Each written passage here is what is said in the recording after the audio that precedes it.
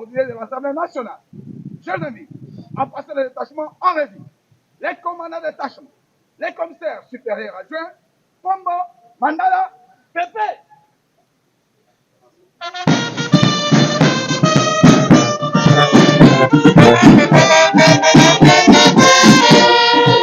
Honorables députés et chers collègues, la saison qui s'achève aujourd'hui met à Paris, sous le signe du courage politique, de l'abnégation et de la détermination des élus qui ont compris que le moment est venu pour construire une cohésion autour des intelligences responsables, de faire un front indivisible face à tout ce qui rend indigne la République démocratique du Congo.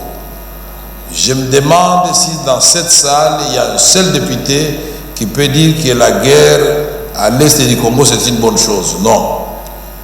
Il y a des choses qui touchent à l'intérêt général de notre pays, aux besoins de notre population, qui n'ont pas besoin de nos discussions et débats stériles autour de la majorité et de l'opposition. Votre assiduité, comme je l'ai relevé plus haut, est la preuve supplémentaire de l'engagement de la Chambre basse de ne pas lésiner sur aucun effort pour redorer le blason du député à sa qualité de grand serviteur du peuple souverain. Nous sommes ici appelés à aller vers nos électeurs pour obtenir leur adhésion au programme du gouvernement et à leur parler du soutien dont a besoin le gouvernement de leur part pour concrétiser le programme ambitieux qu'il a présenté devant vous. Nous partons en vacances parlementaires, honorables députés, nous avons l'obligation de vulgariser le programme du gouvernement, chacun dans son fief électoral pour emporter l'adhésion de la population. Et c'est de cette façon-là que nous allons bâtir un Congo nouveau. Je suis davantage confiant car je sais qu'au plus haut de ses préoccupations, son Excellence, Monsieur le Président de la République, chef de l'État, met un accent particulier sur l'efficacité de l'État comme service aux populations. C'est ici le lieu pour moi de remercier encore une fois le personnel de l'administration de l'Assemblée nationale qui s'est donné à fond pour que cette session puisse réussir. Je remercie aussi les membres du bureau, mes collègues ici, à mes côtés, qui n'ont eu aucun répit avant de prendre les taureaux par les cornes pour réaliser cette activité hautement parlementaire qu'est la session actuelle. Nous sommes résolument tournés vers l'avenir pour y puiser les forces nécessaires en vue du parachèvement de notre devoir sacré, la transformation des conditions de vie de nos compatriotes. Nous clôturons cette session avec l'esprit de la situation de l'Est du pays qui est encore fragile à cause des velléités bellicistes de nos voisins, le Rwanda et l'Ouganda. Nous ne perdons pas de vue que la victoire sur l'axe du mal est certaine et que notre peuple fait pleinement confiance au commandant suprême des forces armées pour bouter hors de notre territoire les ennemis de la République. Nous sommes conviés tous à saisir l'importance de la collaboration et de la solidarité entre nous, chers collègues, car nous nous devons d'encourager toute initiative qui ramène la paix à l'est de la République démocratique du Congo. Honorables députés, membres du bureau, honorables députés et chers collègues, maintenant que nous clôturons cette session, vous allez en vacances qui en réalité n'en sont pas une. Vous allez dans vos fiefs respectifs pour communier avec votre électorat et palper les réalités du terrain. À la fin, conformément à l'article 145 du règlement intérieur, vous avez l'obligation de produire un rapport à déposer à la prochaine session. Cela va permettre à notre institution d'avoir la vraie réalité de la base quant aux promesses faites et d'évaluer les niveaux d'exécution du programme du gouvernement. Honorables députés, honorables membres du bureau, honorables députés, chers collègues, nous avons placé la diplomatie parlementaire au cœur des actions de... Solliciter, donné qu'il s'agit d'une matière assez technique et spécifique, de pouvoir vous transmettre en urgence le projet de la convention concernée par la présente demande. Merci. Un instant, monsieur le ministre d'État, vous connaissez quand même le montant? Le montant qui a été proposé, oui, honorable président, n'a pas été repris. Comme je le disais, il s'agit d'une question et problématique assez cruciale. Je demande soit quelques minutes pour pouvoir rapidement vous revenir avec précision après concertation avec le ministre des Finances. Merci. Merci. Monsieur le ministre d'État, merci, vous pouvez vous rasseoir. Moi, je voudrais saluer la présentation du ministre d'État et sa franchise. Voilà, nous sommes sur une nouvelle trajectoire, n'est-ce pas? Ce serait notre ministre, dans l'ancien temps, il allait nous mentir ici. Au moins, lui, il dit qu'il va solliciter et va nous éclairer. Moi, à mon tour, je vais vous dire ceci. Il s'agit du gouvernement de la République démocratique du Congo. Il s'agit de Madame la Première ministre chef du gouvernement. Et si nous parlons de l'exécutif, le président de l'exécutif, c'est le président de la République. Alors, moi je crois que l'élément qui doit nous caractériser sur le plan interinstitutionnel, c'est d'abord la confiance. Quand elle est rompue à ce moment-là, nous pouvons être regardants. Okay. Oui, parce que si, puisque le ministre d'État, vous tenez parole, vous allez me transmettre ces documents. Je vais les multiplier aussi pour les députés puisqu'ils vont partir en vacances. Si ça ne corrobore pas avec ce que les députés trouvent acceptable pour la population, nous allons y revenir et nous allons tout simplement révoquer cet accord-là.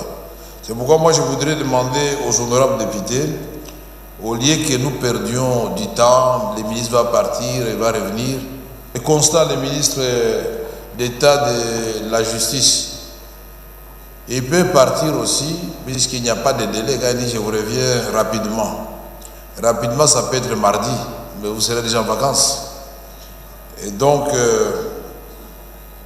je voudrais solliciter de la part de mes collègues que vous êtes, que nous puissions faire confiance à nos institutions et aux autorités.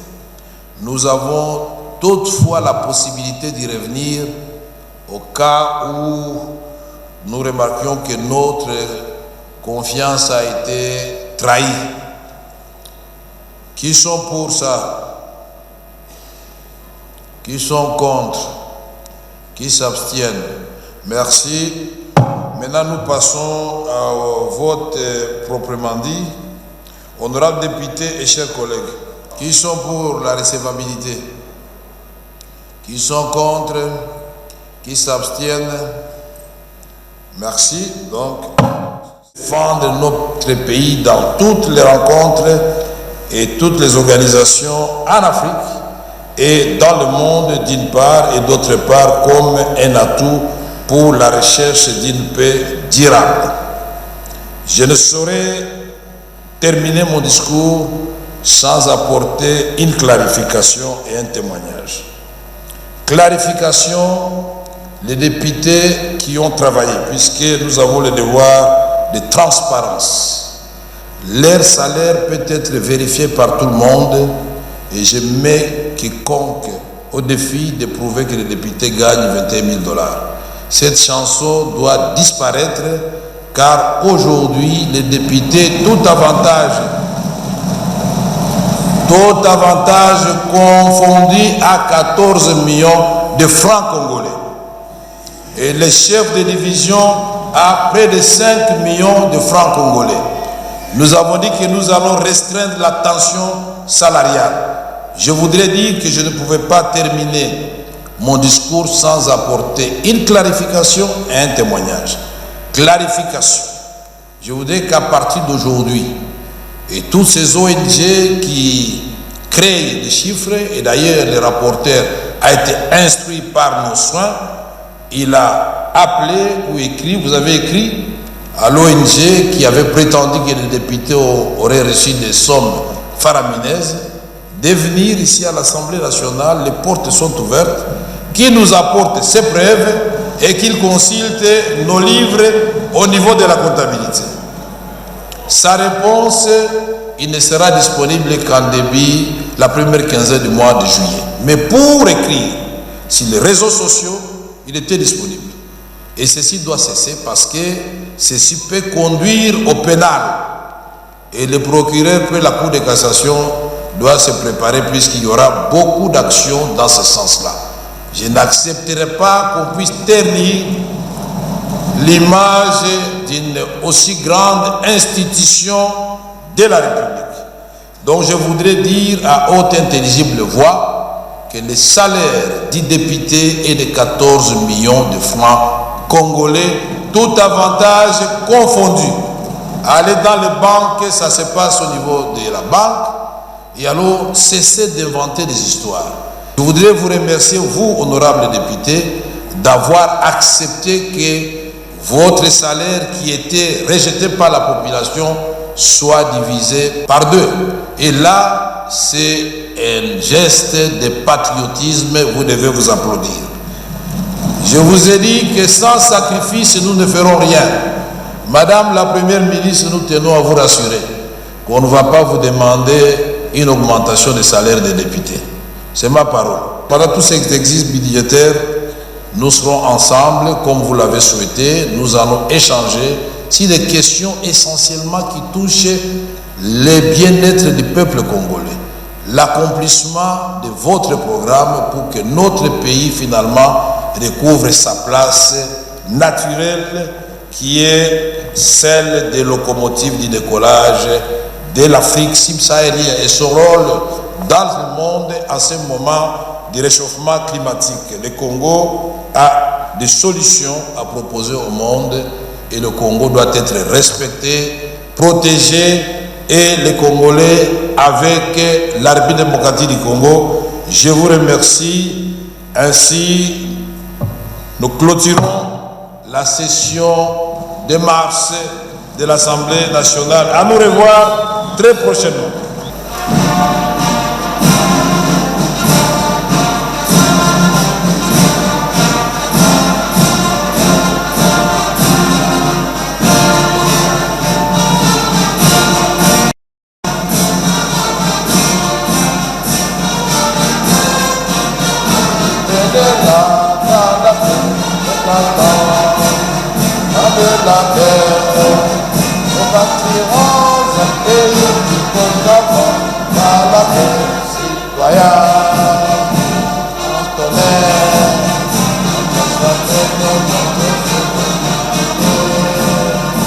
Fièrement saluer la méthode de notre souveraineté.